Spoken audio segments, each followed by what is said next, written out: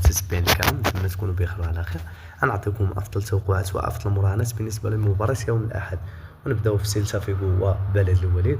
غنعطيكم ابرز احصائيات تاع هذه المباراه. اخر مباراه اللي سيلتا فيغو غلبتها اوساسونا ب3-2، واخر مباراه اللي بلد الوليد غلبتها برشلونه ب7-0، واخر مباراه جمعت بينهما غلبتها سيلتا فيغو ب3-0.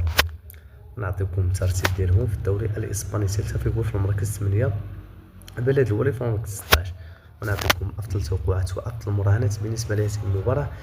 ان المباراه ديال سيلتا فيغو بالنسبه لهذا الماتش هذا. اما بالنسبه لبرشلونه وجيرونا، غنعطيكم ابرز احصائيات تاع هذه المباراه. اخر مباراه اللي جيرونا غلبت ب2-0، واخر مباراه اللي برشلونه غلبت ب7-0، واخر مباراه جمعت بينهما غلبتها جيرونا ب4-2. ونعطيكم الترتيب ديالهم في الدوري الاسباني.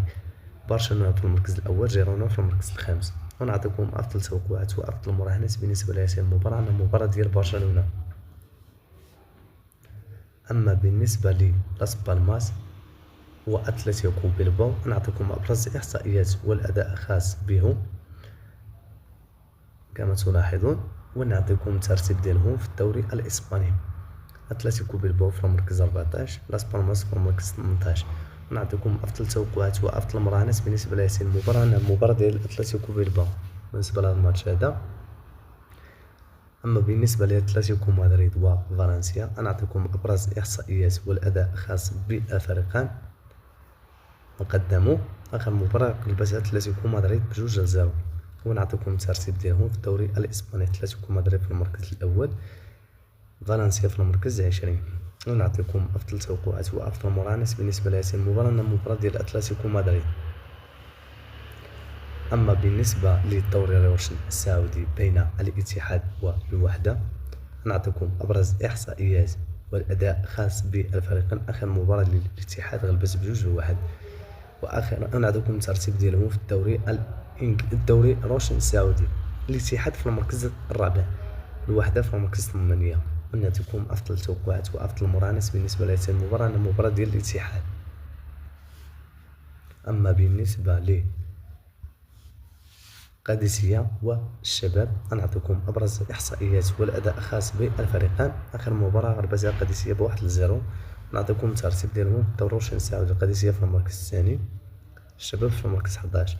ونعطيكم افضل توقعات وافضل مراهنات بالنسبه لهذه المباراه، المباراه ديال قادسية بالنسبه لهذا الماتش هذا.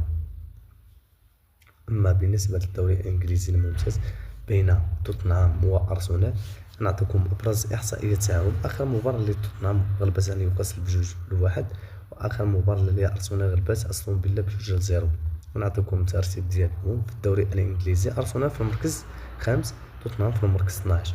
ونعطيكم افضل توقعات وافضل مراهنات بالنسبه لهذه المباراه، ان مباراه بكل فريقين سيسجلها بالنسبه لهذا الماتش هذا.